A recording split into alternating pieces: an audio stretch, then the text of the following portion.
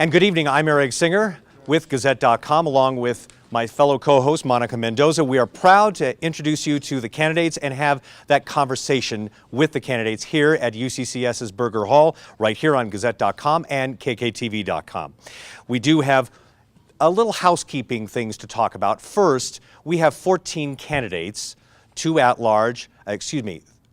at-large who are here and 2 District 2 candidates. So we wanted to make sure that you could hear them all, and so we decided to split this up. There'll be 30 minutes for the first 7 candidates in the ballot order, and they are at-large candidates, and the second set will be also at-large candidates and the 2 District 2 candidates. So with that in mind, let's go ahead and get started. The rules are pretty simple. It's being courteous and being nice, and we will adhere to those rules. We're having a conversation, and we're all friendly here. So with that in mind, I'd like to go ahead and start our conversation. Let's go ahead and everyone will get up to 60 seconds of an opening statement. Al? Well, I'm Al Loma, and I was reading a book by General Shinseki, Be No Do. And he said when there's no trust, leadership ceases to exist. And I want to come to the council and try to help develop an atmosphere of trust where people get along.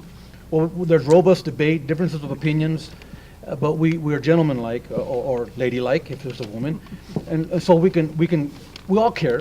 We all are passionate about what we do, and I'm passionate, and that's why I want to be on council to bring that. Because there's so many ideas, so many things are going on. It's hard to answer all the questions about stormwater, about roads, because it just takes more time than a 30-second blurb. But I can assure you that if I'm elected, I will do my due diligence to research and make the best decision for the most amount of people, because that is what our democracy is about. Thank you, Al. Please introduce yourself. I'm Lojinos Gonzalez Jr. I had gone to the Air Force Academy. I graduated in '92, and I learned to love the area. So when I retired, I wanted to come back here because of the natural beauty and the community feel that I felt back then when I was a cadet. After 20 years in the military and retiring, I learned collaboration and leadership skills, and I think I could bring that to City Council. I'm a school teacher now, and I really like to pay back to the community and the students and be a good mentor and educator to them who's going to be our next generation, and I want them to do well and succeed.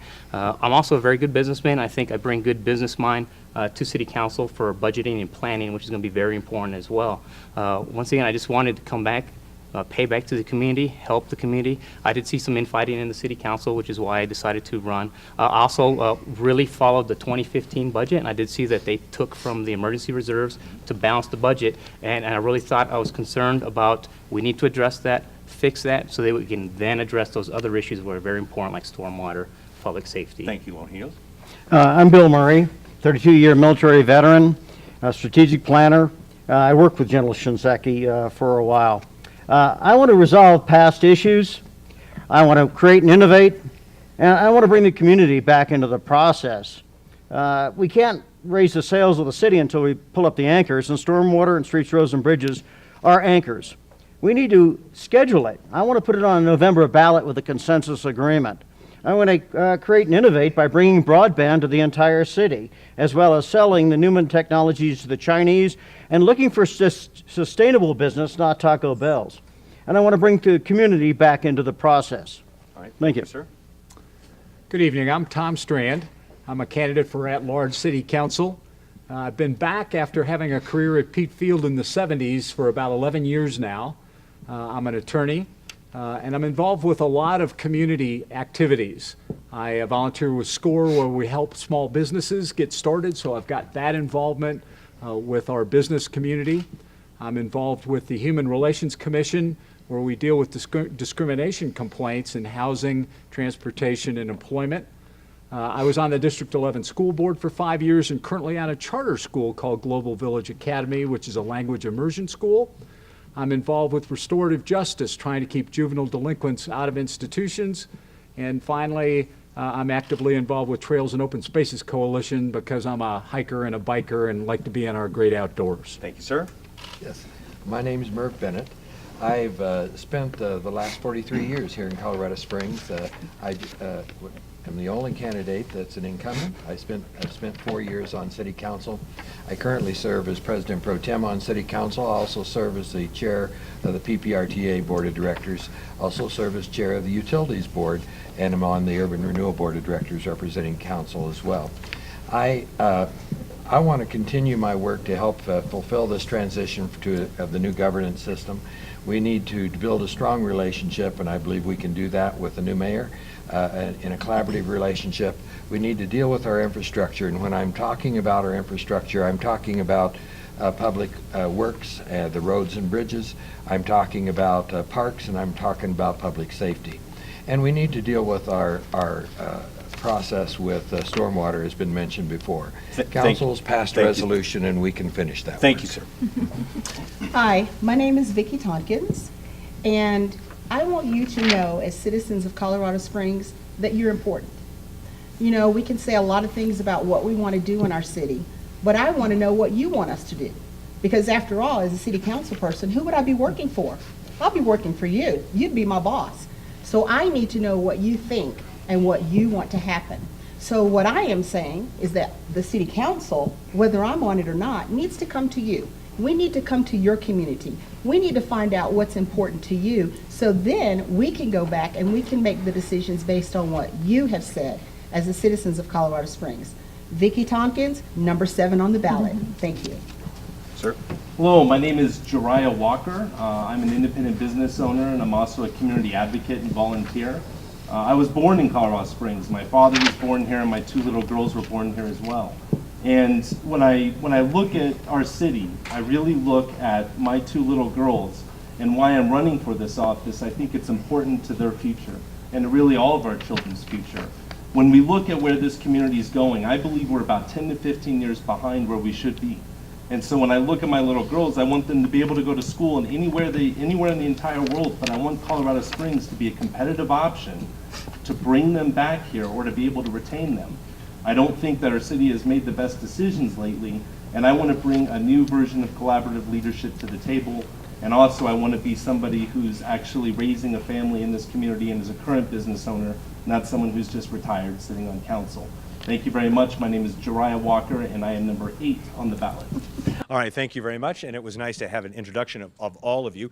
And if you're just tuning in, we're here at Gazette.com and also on KKTV.com, are streaming live this conversation with the candidates. Joining me, of course, is government reporter with the Gazette, Monica Mendoza. Please go ahead and ask your questions. I'm going to kick it off with the incumbent, Merv, I'm sorry. Recently, a group called Colorado Springs Forward pushed for a review of governance of Utilities Board to take it out of the control of City Council. I realize the review has just started, but I wondered, what's your gut tell you about this? Are you in favor of keeping it in City Council's control, or would you be in favor of privatizing that board? Well, I'm not to that conclusion yet. What's happened is that I've done a lot of research on it, and when you look at the American Public Power Association, there's not a model that says what is the best governance structure. We're right now doing a discovery process and looking at what would be a possibility for our governance.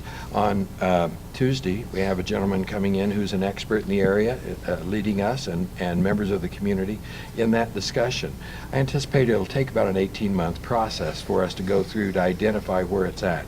Quite frankly, our city back in 1950 was 50,000 people. It's not the same as today as it was back then.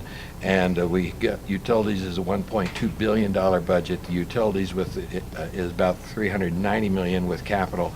And we need to find out what is the best way for us to operate. If it continues to be with City Council, I'm fine with that. But we don't know that right now. We do know that in most organizations across the country, when they get over 50,000 clients, it transitions to an independent board. We're well over that. We're about 300 clients. I see somebody who wants to make a comment. Yeah. Please go ahead. Well, I too would like to see the recommendations because I'm open to ideas. This is an award-winning utilities that the city owns.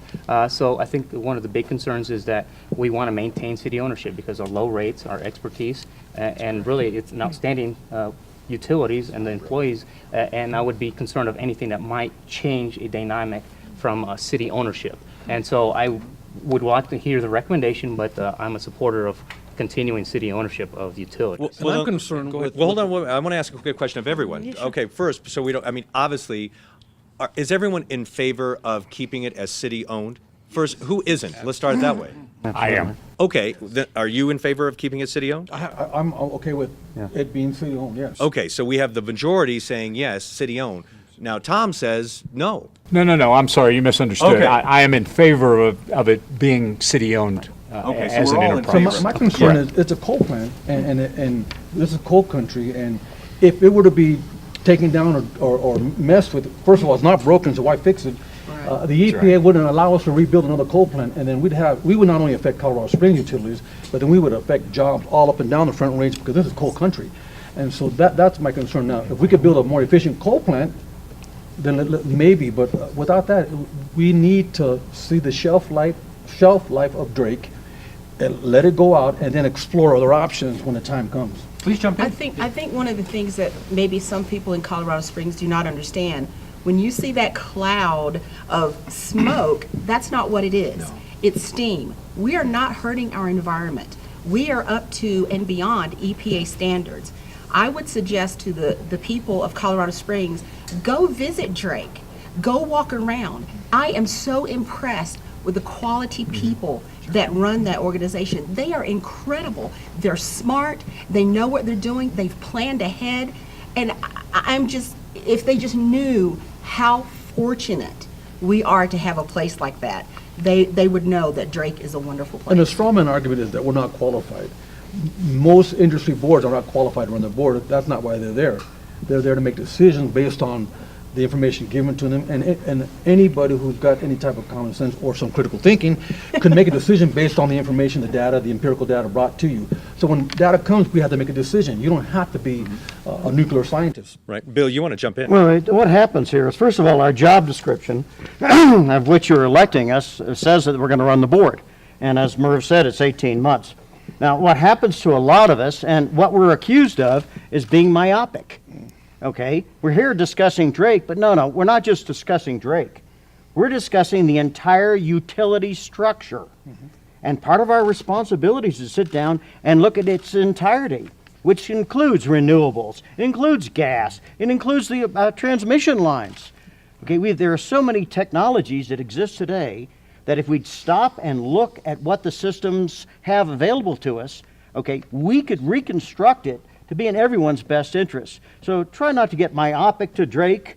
Let's look at the bigger picture of things, and let's go into it with the idea that we will use due diligence and that we all consider ourselves capable of, for the next 4 years, of running the utilities in the best interest of our community. Okay, now, Jariah, just a quick wrap up. We're going to go to another question, but go ahead. I know you're like chomping at the bit, so you go ahead. So, I mean, clean energy is important. I think we do need to start making some strides to get closer to it. But, you know, frankly, the technology's not all there yet. We got to work on storage issues. There's a lot of issues at hand. It is important to keep cheap rates in this community because, frankly, our tax incentives are awful for bringing business into this community. So cheap rates is one of those economic drivers. But we do need to make sure that we have a plan in place, because if we think that social standards are going to keep putting up with coal in the long run, we're fooling ourselves. All right, the next generation wants that. All right, plan in place. We're talking about potholes. Just last week, 5,000 alone, just last week, filled. But there's probably 5,000 others they haven't got to. And don't get me wrong. They missed mine. City crews are trying their best. Don't get me wrong. But there's only a limited amount of money. You had to borrow from the emergency fund. What are you going to tell people about fixing potholes? That's a big one. Well, I'd like to start off because last year there was funds that weren't used, that were rolled into this year's funds. Potholes existed last year, and I was hitting a lot of them. So if the money is in the budget, then the executive needs to ensure that that money is spent properly. And one of the things we need to do is make sure that we're efficient and maximize the monies that are brought in, especially when they're allocated for that specific purpose. Chopping a bit. Bill, then Tom. Okay, again, we've got to look at the bigger picture of things. 84% of the roads need repair. But we also heard was we've got $1.3 billion in infrastructure requirements. Now, the systems are all linked. Stormwater, streets, roads, and bridges are all one big composite. We have to go back to the public. We have to explain and categorize and prioritize all the processes. We need to give them some reasonable explanation of why nothing has been done, even in the last 4 years. This discussion was talked about 4 years ago, and a lot of promises were made. So we need to look at it. Once the pothole goes to the gravel, it no longer becomes a pothole. It's a major street repair. And you'll see a lot of those all through things. We've got to go back to the public, got to explain it. We've got to show that due diligence, so we're going to protect that money for that process. And again, we should do this, have this done in November for them to vote. Jump in, Tom. You know, everything's about the money, you know, and we're going to have come to grips with many needs. As far as potholes go, I'd like to suggest that we think creatively. Cities like New York City have thought they've had corporations and even neighborhoods adopt streets and potholes so that they've come up with funding, and they've had contractors that work for the city actually do the work because you don't want people being injured. But there are ways to think about this that we can all kind of hold hands and work together and solve our problems. Are you talking about privatizing? I'm not talking about privatizing. I'm talking about my neighborhood in Old Colorado City coming up with $5,000 and fixing potholes on a couple of streets. But to that end, Okay. to that end, Quick, there and there could be some government oversight with private businesses coming in, because whether we like it or not, private business can do it a little bit better, cheaper. I don't know, there's a lot of reasons why, but I don't see nothing wrong with that. If we want to get the potholes fixed, now if we're concerned with, and we want to play politics with that item, then that's a different story. But if we want the potholes fixed at the cheapest cost, then we got to try all avenues. Jump in. As I was saying earlier, one of the things that city government has to remember is that you're supposed to take care of infrastructure. That should be our priority. We're supposed to make sure that people are safe, our police, our fire department. Those are the priorities of government. All these other things that we're spending money on outside of that, those things have to be looked at in our budget. There's going to have to be some hard decisions made with our budget. And it's not going to be easy. And it may not be popular. But it's not about being popular. It's about doing what government is designed to do. And that is infrastructure, making sure those things are in place for the people, and making sure that our police and fire have what they need to keep us safe. Oh, no, Merv, then Jariah. Go Okay, ahead. well, the street situation is bad. We aren't the only city in Colorado that has bad streets. If you go to Denver, you'll see some of the same problems. But we do need to address some of those, and we need to address them very well, and we've got a great staff that's working on that. But as we move forward, this can't be a process where we find a solution just by my colleagues on council. We need to do that with the citizen involvement. We need to do it with the mayor's involvement and council all working together as a team. If we do that, we can present that to the citizens, and I believe they will support us. If we go in opposite directions, it'll never pass. Absolutely, but ultimately, we got to find money. That's going to be the key to fixing all That's of it. correct. And I agree with that team approach. I think when we look at filling these potholes, I think we are wasting a lot of money because frankly, a lot of these streets need to be scraped completely and we need to start over because we're just throwing more and more money at it that's washing away. I think we need to work on infill. I think we need to work on increasing our urban density.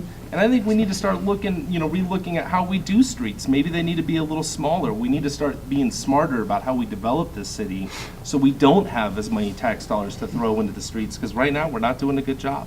All right. Next question, Bill. You've been to the State Economic Development Commission meetings over the past year and a half or so, and to discuss to hear the hearings on City for Champions. You've raised some concerns, and I'd like to hear what's your chief concern about the project. Well, after 2 years, the application is still incomplete, inconsistent, and inaccurate. And today we can't make decision one because we don't have all the data. And so it creates a lot of concern. As the Olympic Museum is moving ahead, we still don't know what the actual cost to us of the Olympic Museum will be, much less the stadium, which is a soccer stadium for want of a different word. So haven't gotten the transparency and honesty that we would expect from any elected official, much less an organization that's about to commit $250 million into a project. But that's not including the infrastructure costs. I mean, we're talking serious, hundreds of millions of dollars without the data. And it's very important that we vote on the stadium because it's a community project. So as a follow-up, and this could be for everyone, what would you do to make that project more transparent? Or what would your strategy be? Let's go ahead. Let's go, Tom, first, and we'll come back around. Make these shorter answers, because. Yep. Go ahead. Sorry. No, that was good. No, this is a conversation. It's just like when you're at a family dinner, it's the same thing. What happens is usually, come on, I want to answer this question, Mom. Let me answer the question, okay? So go ahead. And I want to zone in on the stadium and the event center and use Reverend Loma's comment about trust. What's happened over the last year or two is I think our governance has lost trust of our citizens about this project, and we've got to rebuild that. And we rebuild it by going out and having community meetings, maybe even every week, until we get some involvement and we get some structure into how we're going to go forward with this project. Jump in. I think we beat each other up in this community. I think a lot of times we fight over a lot of these issues, and I think the stadium piece is something that we really don't even know all the details on. And I look at it from I want to be an optimist. I think the city deserves to elect optimists. I think we need to look at the facts, see what it is. We all, I think most of us believe that it needs to go to a public vote if there's funds being used there. But, we need to work with each other and quit drawing lines in the sand. I think the citizens are getting tired of that. And then Murph. I think with optimism, I think we got too negative early on. Bring on good ideas. I'm, once again, open to all good ideas that will help us advance the city projects. And then we whittle down the ones that are the good ideas. And if there's some bad ideas, well, then we decide to vote against those. But the fact that these were ideas, I think they're, very positive, and I'm happy that these ideas came forward. But once again, if it's going to cost us money, we need to get those public meetings, get the information, and then, once again, if it's going to be tax dollars, we're going to have to, I want the people to vote on this. All right, go ahead. Well, I agree with most of what's been said today. When it comes to the Sports and Event Center, we don't have a design, we don't have a budget, we don't have a working plan as far as an operational plan. And so it's just a concept. I like the concept, but we don't know if the concept can be designed and put in place with private dollars or if it's going to need public dollars. If it's going to need public dollars, it has to go to a vote of the people. If it can be done with private funds and the free market, more power to them. I love the concept, but if it's going to cost tax dollars, it has to be a vote of the people. Jump in. Yeah, and you look at this. If we can get an Olympic Hall of Fame, I mean, it would be ideal. We are the Olympic city, but outside of Colorado, nobody knows that the Olympic exists here. Right. That is something that we have to leverage. I travel all over the world, and so I beg to differ with you. All over the world, I've been to Asia, Africa. No one knows that Colorado Springs is the headquarters of the Olympics. We have to champion that. And so the more we can talk about it now, it has to be a private entity. I really believe a private entity or nonprofits to come in and build this center. But without an opportunity, it's a positive opportunity. Again, I agree with everybody. If it's public money, public got to approve it. But we would miss a golden opportunity to champion our city globally. All right. I'm going to come with a totally different perspective here. I am the only female up here other than our hostess here. Thank you for recognizing Okay. Okay, here's the situation. We just finished talking about infrastructure and potholes, did we not? We just finished talking about how much money we are in the rears with that. And now we're talking about a stadium? I'm sorry, but I think most of the people that I have spoken to in the community, not politicians, people in the community are saying, the first thing they say to me when they find out I'm running, what are you going to do about the potholes? Yeah. They're not asking me about a stadium. They're asking me about potholes. Yeah. That needs to be the priority right But you need to extrapolate that out. No, hold on a second. We're 4 minutes away. I want to make sure everyone gets a chance. Go ahead, Bill. Quick. Okay. Everyone's quick. This is what is wrong with our city government. You're hearing it right now, okay? We don't resolve issues. As I mentioned, this is 2 years old, and they're asking questions that the council had every right to ask a year and a half ago. The mayor signed the cotton-picking document to commit us to use these funds, and our people are sitting here saying, well, I don't have all the answers. Why didn't you ask? All right. And that's what's wrong with the government. Jariah, quick, and then Merv, you're one of the people, apparently, he is accused of not asking enough, so go ahead. Well, some of these projects are absolute game changers to the community, and the UCCS one in particular, having the chance to be the sports medicine version of the Mayo Clinic, hopefully opening to a medical residency program. And a lot of these monies and funds, I think there's a lot of bad information out there, to be honest with you, Bill. I think a lot of people think that there's all this money being dumped into it. We're talking about net new dollars coming into this community. When we talk about tourism dollars keep property taxes down. That's one thing that tourism is a huge industry in this community. And if you truly want to keep taxes down for most of the citizens, and if we want to improve our infrastructure and use dollars that we need, it's a great avenue. And then to do speaking so. to what she said, Merv, respond, quick response, sure. because you're on the council now. Yes, I am. And we did ask the questions. We asked the questions and we got the answers for the Air Force Academy Visitor Center, for what's happening here at UCCS and the sports medicine, and we got the answers that we needed for the Olympic Museum. It's hard to ask. We've asked questions regarding the Sports and Event Center. It's still in a conceptual form. There's nothing to be answered because there's not even a design or a budget put in place. All right, we've got 3 minutes left. We're going to do a quick response. Go ahead. I have a question that starts with Tom. Right out of the chute, the city council and the mayor had issues over the city attorney and the role of the city attorney, and how the city attorney is one office but is to represent both branches of government. The city council, the current and the past, have felt that the city attorney's opinions have only represented the mayor. So as an attorney, I would love to hear how you would resolve this issue, because it has been an ongoing issue for 4 years. And quick response from you, and then from everyone, and then we're going to have to wrap up. we can hire Tom. I am in favor of one attorney for the government, and in this case, it got off to the wrong start, and who the attorney was that was hired by the mayor and what he thought his role was. I think that needs to be straightened out from the get-go. I don't think we need two sets of attorneys working for both.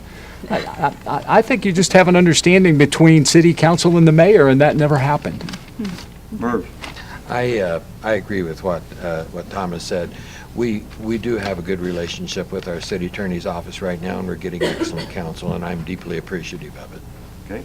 I'm bringing collaboration and optimism to city council, and I do think we're going to work well together. I think the people I've met running, and I think those that are running for the mayor candidates really have an intention of working and collaborating together, and I know I want to be part of that, and I think it's going to work much better under this new administration. And it goes back to the issue of trust. Once you develop trust, then you can go and move forward. And that's been the big issue, trust. If we trust each other, a lawyer should be a lawyer. They should be able, they got brains, they should be able to divide and look at law, right? Like in the school board. Like in the school board, we have one lawyer, and we have to deal For the with that. superintendent and the board. And we trust them because they're a lawyer, and they have to look the law in a gray form. Politics, egos, and personalities destroyed the last 4 years. Okay, unless we institutionalize the process through charter change and keeping the lawyers separate from the rest of the community, next 4 years could be exactly like the last 4.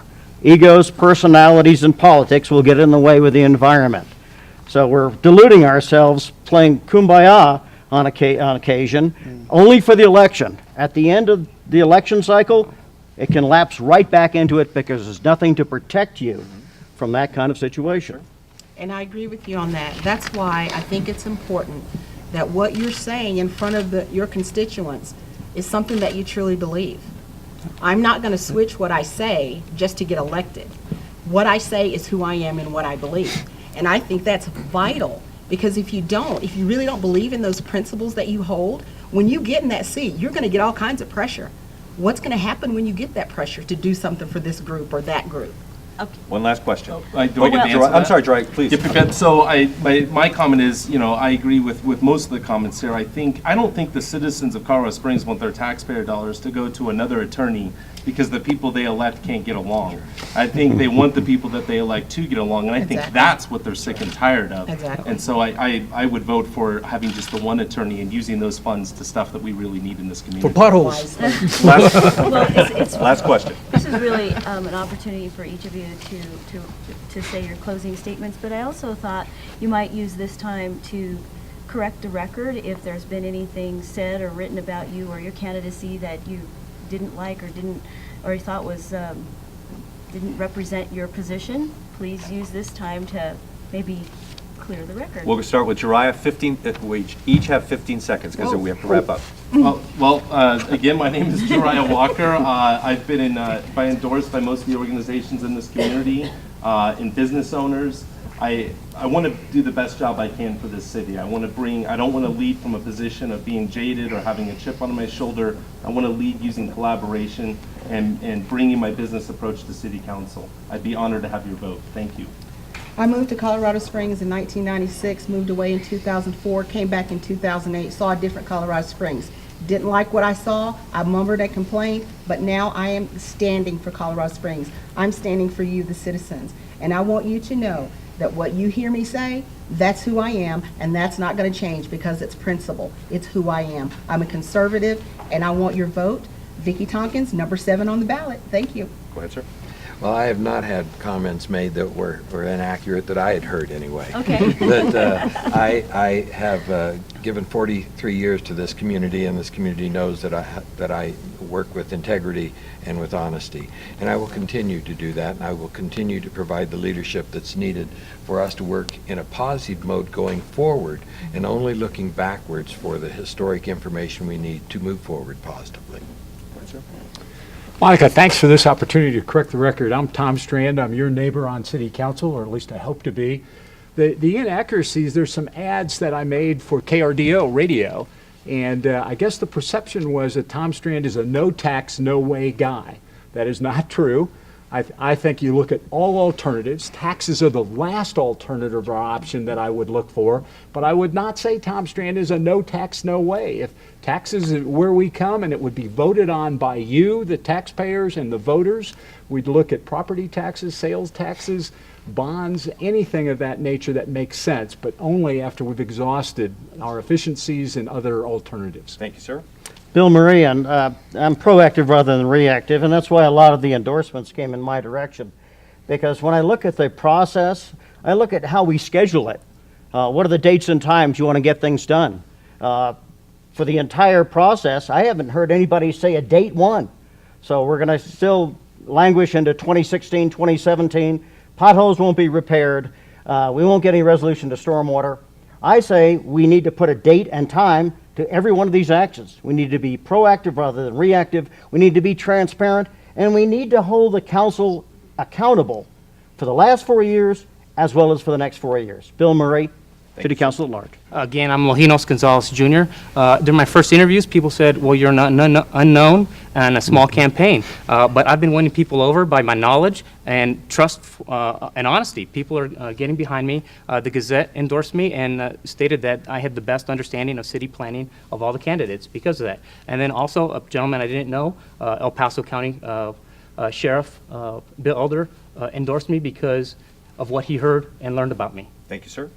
Al Loma, and as a pastor, I get taken to lunch all the time, and I'm never there, so I don't worry about what people say. But I'm here because I want to serve, and that's why the only reason I'm here. I've been on the D11 board. I've been in this community for 16 years, helping at-risk families, and that's my charge. I have a different perspective. I grew up in the neighborhood in a strong ghetto. Educated, got a bachelor's, a master's, and a doctorate, and I'm pushing forward to help give a different perspective to our community, to help solve problems, and to work with any of these gentlemen or ladies on this podium, All right. or the following podium. All right. Well, thank you so much. Al Loma. And thank you very much. And it was a very spirited conversation. We'll ask everyone to rise because we're going to be doing the rotation shuffle. And you get to see behind. You get to. I was going to jump to my. No. That's right. Please. There we go. Here, Well, hold it. Here, Tom. Let me give you my hand. Thank you. There you go. there we go. We're going to. Thank you so much for being here. Thank you. Thank you very much. Very civil. All right. Thank you very much, ma'am. Thank you. It was a pleasure meeting you. Monica. Thank you very much, Yolanda. We'll sit here. Jesse Brown Jr., Glenn Carlson, all right. We have Nicholas Lee and Joe White. All right. Here we go, ma'am. There we go. You're going to be sitting next to Monica. If you please seat her. There we go. All right. Jesse Brown Jr. Here we go. Here you go, sir. All right. Glenn Carlson, right there. Glenn Carlson. Okay. And Nicholas Lee. Please be seated. I'm sorry. We had to do it this way. Let me just go this way. Beautiful dog. let's go ahead and start our conversation, which will be spirited and courteous as we had in the previous one. And just to remind you, we have 30 minutes. Time right now is 6:35, so we will end at 6:05. We will end at 6:35. So with that in mind, if you're just joining us, this is Conversation with the Candidates, the second half of it. So let's go ahead and start with Yolanda. Go ahead and introduce yourself, up to 60 seconds to talk a little bit about yourself and about your candidacy. Oh, I just talked. Just talk. Hi, I'm Yolanda Avila, and my father was stationed at Fort Carson in 1958. Mom and Dad fell in love with Colorado Springs, so they made this our home base. I went to school here from elementary school all the way to graduating from Colorado College with a degree in political economics. And I'm running because I think we need diversity in City Council, and I represent a group that's quite diverse. I am presently in Leadership Pikes Peak. I am a member of CONO, Council of Neighborhoods and Organizations. We're creating a workshop for April 18th and a fundraiser awards night. I'm also the president of the Adult Blind Association. I'm also on an ad hoc committee for the Independence Center where we give money away. So I'm very involved in the community, see myself as a community advocate for the citizens of Colorado Springs. Thank you. Sir? My name is Jesse Brown Jr. Came to Colorado Springs in October '90. I was appointed as pastor of Payne Chapel African Methodist Episcopal Church, of which I pastored for 19 years. Moved to Denver in 2009 by my bishop, and after that tenure there, came back to Colorado Springs because I believed the Lord had called me back here to do a work. And we started a new community of faith, Christ Temple Community Church, of which we are now serving and sharing. I am a servant leader, have been. I've served on the Charter Review Commission. I've served in this community. We've built housing for low income. We've done many things. We've worked in the community. We've also set up feeding programs at the Marion House and other communities within the community, sharing with individuals. I believe that this community needs not just an inclusive community, but it needs more of inclusion of all persons. So that's why I'm running to be an inclusive community leader so that our community will make sure that all entities are represented. Thank you, sir. Thank you. My name is Glenn Carlson. I am a Colorado Springs native. I was born and raised here and raised by a single mother who I'm incredibly proud of. I hope she's watching. I am also a small business owner, the founder of a scholarship here, and I happen to be an employee at Colorado's largest company managing several $100 million. I'm here because it's quite simply, it's a labor of love for me. It breaks my heart that Colorado Springs drags the rest of the state of Colorado down, when it comes to things like employment, incomes, and incomparable figures, due to the economy. So I also am a big advocate of trails, open space. I mean, if you look at what we have here, Pikes Peak, Garden of the Gods, we have all these boxes checked, but there's a few basic boxes we don't have checked. And we have every reason to succeed. And I am a collaborative individual, and I want to get on council to help Colorado Springs succeed so we can all be dreamers. Thank you, sir. My name is Nicholas Lee. I've lived in Colorado Springs for over 30 years. And my great fear is that my 9-month-old daughter and all of our sons and daughters and all of our grandchildren are going to inherit a Colorado Springs that is vastly different than the great city that I grew up in. And the future of our city is being jeopardized by stagnant leadership in our city government. I'm running for city council to be a proactive leader to make the challenging, complicated decisions that we need to make now to ensure a positive future for our city. Thank you, sir. I'm Joe Woit, joe4cos.com, and I'm running because actually I'm a little bit more optimistic about this city. We're consistently rated one of the top cities to live in. Maybe we didn't break the top 10 this year, but I just saw one released that said we're top 11. Okay. I look around and I see that not a lot of candidates are listening to the people. And the people have consistently said, we have enough taxes here. We need to do better with what we have. And so I'm running because I want to listen to the people. I'm ready to lead. I'm ready to listen. I came here at the age of 17.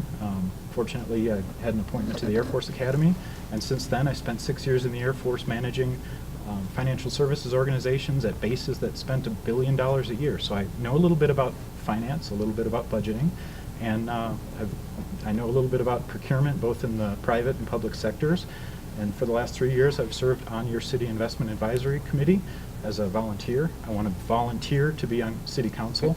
I consider that a citizen statesman thing to do, not because I'm a career politician. All right, thank you, sir. And before we go, just want to remind everyone, if you're just tuning in, you're watching Conversation with the Candidates here on Gazette.com and on KKTV.com. And remind you, these were the at-large candidates. The other group was also the at-large candidates. Now we're going with the two District 2 candidates. Please go ahead, sir. Thank you for inviting me tonight. I'm Larry Bagley. I'm a candidate for District 2.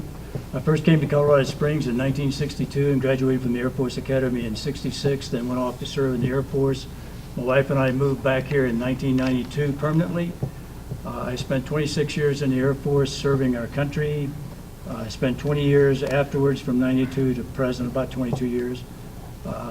Serving as a volunteer in the Homeowner Association of Falcon Estates, in Kono, various city civic committees, and a nonprofit organization. I'm a pragmatic optimist. I think Colorado Springs has a lot of good things going forward, a fantastic police force, a fantastic fire department, beautiful environment. A lot of new jobs are being created. We have potholes, we've got to fix them. I'd like to serve as a candidate or as a council member from District 2 again. All right, thank you, sir. Hi, my name is Canda Califf, and I love this city. I'm a sixth-generation Coloradoan, and I, like Joe Voigt, believe that there is a lot of positive about this city. I think we keep hearing the negative about city government, but I'm not in this for city government. I'm in this for the people. And I recognize that the residents of District 2 love this city or they wouldn't live here. We need to get back to the core competencies of local government. And I think that starts with budgeting priorities. Start with infrastructure. If we're going to fill the potholes, we need to prioritize that as a #1 issue. I had a mother contact me today, and she said that her daughter was listening to the complaints of the parents about how they had potholes and they kept hitting potholes. And she said, don't worry, if Canda gets elected, they will be filled. I want to fulfill that promise, so please vote for me, Canda Califf, for District 2. All right, you've heard the opening statements. Now let's go ahead and ask questions. Monica Mendoza, city government reporter with Gazette. Please start. I'm going to kick it off with Glenn and Nicholas. Nicholas, you've been really active in the startup community and started some of your own businesses. And Glenn, you have a small business yourself. And I'm wondering, if, based on your experience, what could city government do to help entrepreneurs and small businesses succeed, if anything? Okay, yeah, I'll kick it off. My girlfriend and I own a small business. It's a massage therapy clinic. We've got several therapists. We accept insurance. It's pretty active business, right? So I believe a lot of what we can accomplish here would be a couple things. A culture change. I think having a different face on council and somebody that can understand today's global economy and reach out to business owners and feel their pain, especially our younger generation that wants to start businesses, but they're kind of in the shadows. They don't really feel like they're going to succeed or will be welcomed in Colorado Springs. And, I'm a native, I know better, but the perception is there and we need to fix that. I'll echo a couple of things that Glenn said, and also the biggest thing is we need to have somewhat of a culture shift here in Colorado Springs. I recently did a survey of the startup community here, and the #1 issues that entrepreneurs in town had was a lack of a culture of innovation. So we need to do a lot to sort of change the mindset and promote entrepreneurship and promote innovation in our city. We also can do a lot to be much more strategic in economic development, and frankly our economic development budget, when you look at it compared to other cities our size, is embarrassing. We need to be much more strategic, much more collaborative, the city government does, with the organizations in town that are specifically doing the economic development. And we need to make sure that we have direct connections on city government to the local business community. We've been lacking that for a really, really long time. Okay, I just got to say, Larry, you're looking there, and remember, you're the current face of council, yes, and we just have, if it was in naval terms, it'd be like a shot over the bow response. Well, I've only been on council for 2 months now, so I'm still learning the ropes, but it's been a learning experience, I'll admit. The innovation part of it, Colorado Springs has historically been innovative. You go back and look at the history, we've had aviation companies here in town. On North Nevada, there was a company that built airplanes back in the 20s, 30s. Tesla was here doing his experiments, and maybe we've lost that a little bit, and I think we can gain it again by being innovative on the council and finding ways that we can encourage young companies to be started, new companies to be started. I think we are hearing a lot of rhetoric that doesn't match up with reality. The fact is that if you look at historically at economies that exist out there that are thriving, it comes down to private property rights. If you have a property right that is enforced and defined well, you will see economic success. And I think a lot of people lose that in their rhetoric of we need to change cultures. Well, if you look at Hong Kong versus China, same culture, same tradition, same language, but the only difference is private property was allowed. As soon as China started allowing private property to be owned, that is when you saw prosperity. Government needs to create the environment, not get involved with actually creating the jobs. All right, we have two people over here. You jump into the conversation. This is like a family dinner. It's like you got to say something. Recently I attend the El Paso County Citizens College, and they came up with the Small Business Association. They serve as a model for the whole country. People come to see it. And I think what we need to do is look at the resources that we do have now and utilize these resources to help our businesses. They help from the ground up, planning, business plans, and so forth. So I think we need to be optimistic as well as what we do have already in place. Sure. And the business community must be inclusive. If we don't show inclusion in our business models within the community, then young individuals will not come to Colorado Springs because they will not feel as though they have the opportunity to grow and to develop because there are not the resources available and they don't have the opportunities. I think government really just needs to get out of the way. We've got a business personal property tax that's harming more than it's helping. We've got licensures that's unbearably slow. We need to streamline that. There's one thing nobody's talking about here.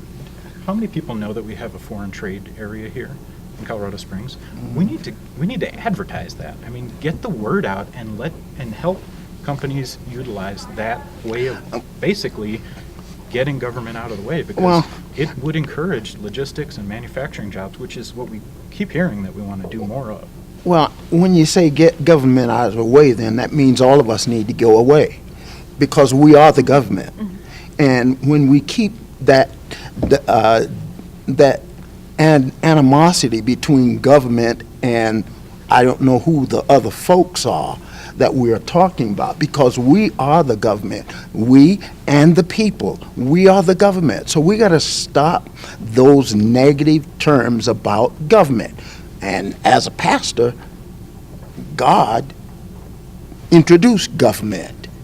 Government was a part of all of who we are. And so therefore we got to make sure that we make ourselves the best we can be and inclusive. God also said, beware of kings. So I think it's good to have a hesitancy to trust government when they are taking our taxes. We need to make sure we hold government accountable, and if elected, that should be a highest priority: transparency, accountability. Who's creating kings? All right, go ahead. Well, one of the models that I think would be really applicable to the rest of the city is the airport. The current airport, Dan Gallagher and other groups and people have been working very hard to make the airport a revenue generator, and they've created this situation where there are jobs being generated at the airport. And part of that was the city set up a CAS, the county set up a CAS, and the state set up a CAS. And then this free trade or the international part of it is in the same side over on the west side of the airport.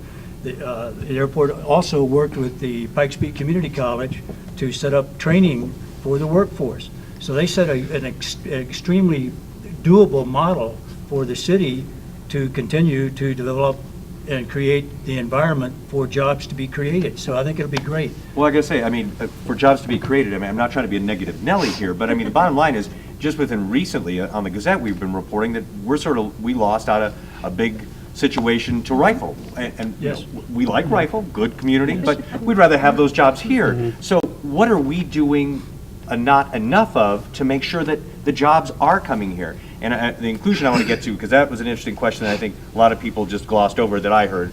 But go ahead. We need to be more strategic and frankly more aggressive in our economic development strategies. How? We're frequently losing out on large opportunities to cities like this. I worked at HP when HP left Colorado Springs. That was huge. I guarantee you that those employees would have much rather stayed in Colorado Springs than Rio Rancho, New Mexico. My parents work, and now they're in Rio Rancho, New Mexico. They work both for HP. We need to be strategic and be willing to invest in the future of our city. We need to be willing to give better incentives to the companies that we are attracting to the city and that are leaving the city. Does everyone agree with that? Because that means the potential that you're going to be giving away some of the farm and losing some of the tax dollars. I haven't heard from you. You got to jump in. We're not creating the conditions to keep the businesses or to attract new businesses. I mean, really, who wants to come with this decaying infrastructure? I mean, it's been decaying for 35 years. And so we can ask the businesses to come. And if government is to get out of the way, so are you saying, like, don't do the infrastructure, don't do anything, let business, like, do the infrastructure, let business take care of that, let business do that? So, well, look, I think, Glenn first and Ken, go ahead. you know, what I was going to say is this, our economic issue in Colorado Springs is not a light switch, meaning we're not going to be able to get a new council and a new mayor, flip the switch, and then all of a sudden our economy is better. The reality is that our unemployment rate's 5.1, Denver's is 4.1, and places like Boulder and Fort Collins are 3.1. I would love within 2 years to get within 50 basis points of some of those bigger communities. And how are we going to do that? We've got to diversify. We've spent a long time, 20, 30, 40 years, relying on Department of Defense and tourism dollars. And as a result, we haven't focused on the entrepreneurs and some of the bigger companies that are evaluating Colorado Springs as potential locations to move to. So how do we do that? Agree, limited government. I'm an absolute believer in capitalism to a point, but I do think government can play a role here in making sure that our laws are favorable to business, but fair. Okay, Lucanna, jump in.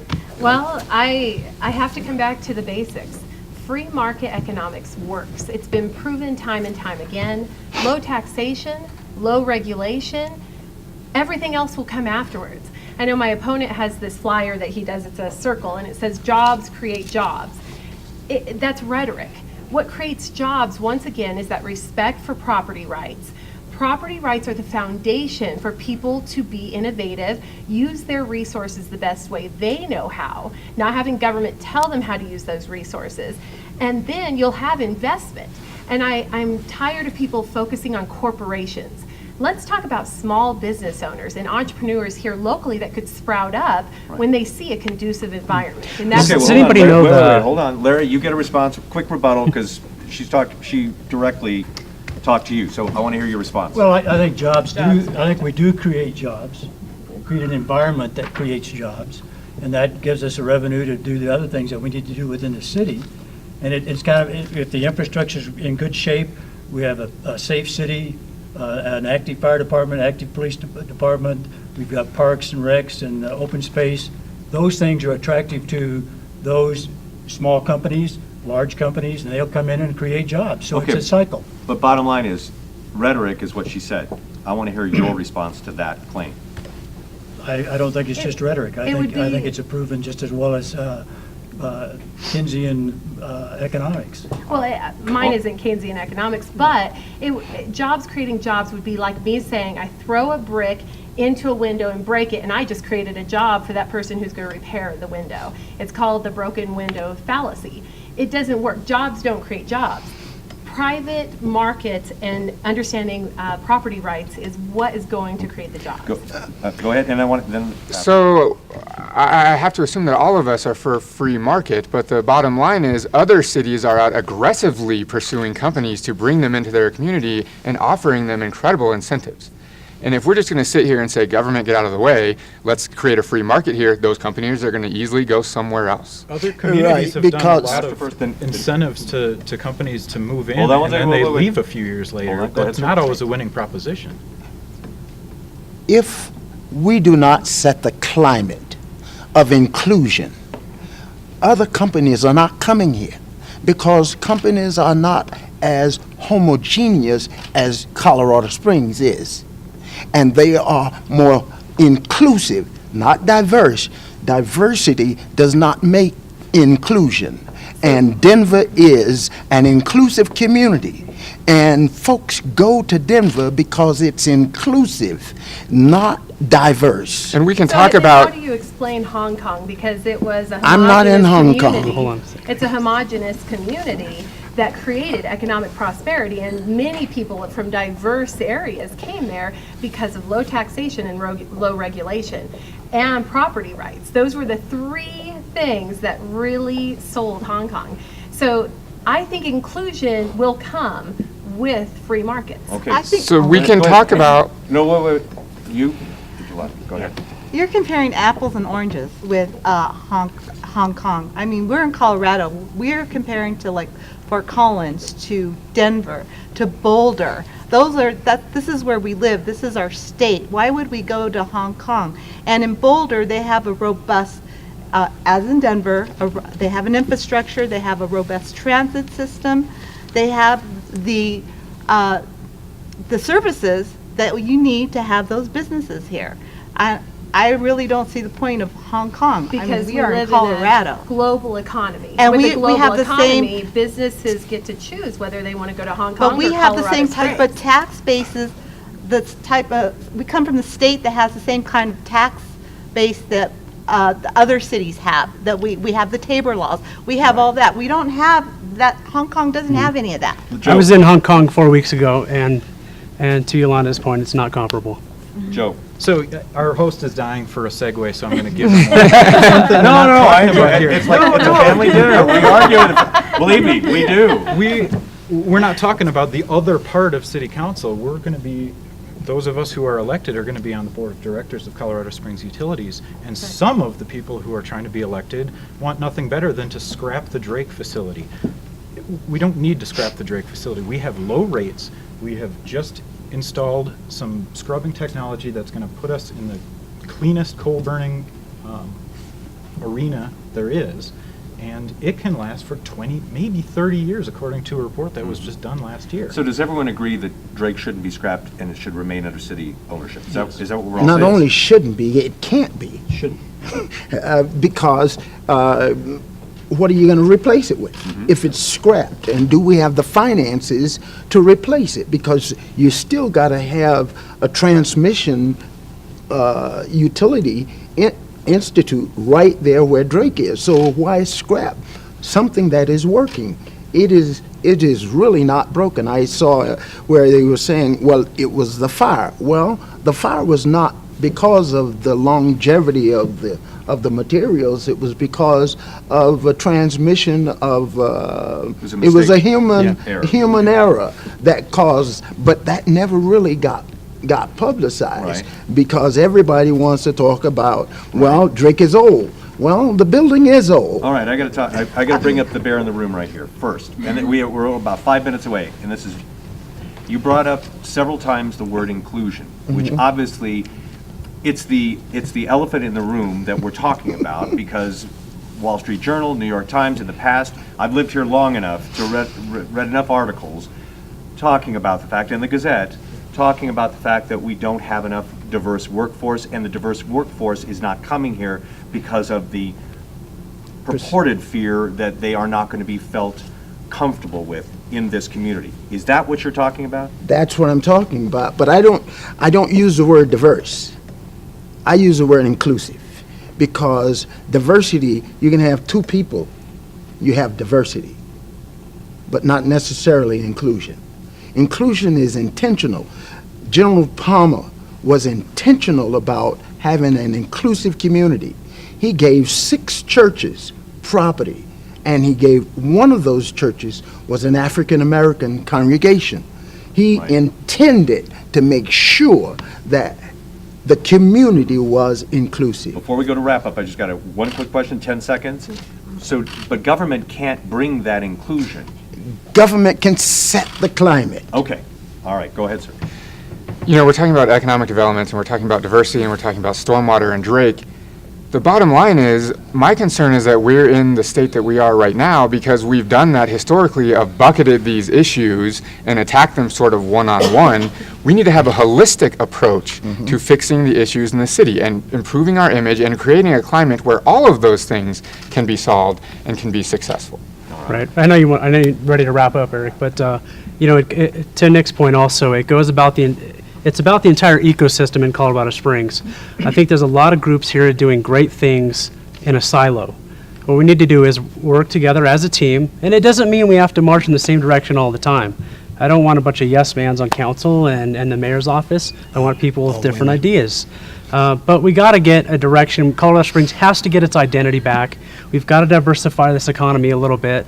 And I want Colorado Springs to be the next Silicon Mountain, a place where people can dream. And if you want to build it, Colorado Springs will gladly have you. All right, now we're going to wrap up because we have 5 minutes left, and we want to make sure that we're right on time so we can get set for the mayoral debate, which will be coming up at 7:30 here on Gazette.com and also on KKTV.com. So we'll start on the other side. Go ahead, Condon. 15 seconds for everyone, just FYI. Monica had asked if there was anything that needed to be corrected. Unfortunately, my opponent has been spreading false witness and calling me a lobbyist. I am not a lobbyist. I've never been a lobbyist. I'm not registered at the Capitol as a lobbyist. I am a citizen advocate. Please be clear that I have fought against Common Core, against PAR testing. I've gotten a lot of moms involved in that kind of advocacy, but I am not a lobbyist. And if he's willing to lie to get elected again, then what else is he willing to lie about? Thank you. Go ahead, sir. My name is Larry Bagley. I've never used the word lobbyist in conjunction with any of the candidates at this particular environment. I do not lie, and I would like to correct one thing. I'm not 41, I'm 71. Thank you very much. I would like for you to vote for me. All right. Are we going in order? Yeah. I'm Joe White. It's a tough last name, but you'll find me last on the ballot. And you can also find me at Joe4COS, Joe4COS.com. I'm running because I think that we have enough taxation here, and we need to do more with what we have currently. I'm not for a $200 million stadium without a vote of the people. I think that's way too important to just go off and build it and see if they'll come. This isn't Field of Dreams, this is Colorado Springs. Again, Joe4COS. Vote for 3 solid people, but if you can't, go ahead and vote for that last one on the list as a none of the above. Thank you, sir. You know, we're losing young professionals, we're losing jobs, our infrastructure is crumbling beneath us, our quality of life is being jeopardized. But I believe that if we can rebuild trust in city government, that together we can win the future. My name is Nicholas Lee, and I'd be honored to have your vote for City Council. Thank you, sir. Thank you. Again, my name is Glenn Carlson, City Council at large, Colorado Springs native, small business owner, work in big business. I understand just a little bit about the economy, which seems to be the number one thing everybody realizes we need to fix. So I'd love to have your vote in this election.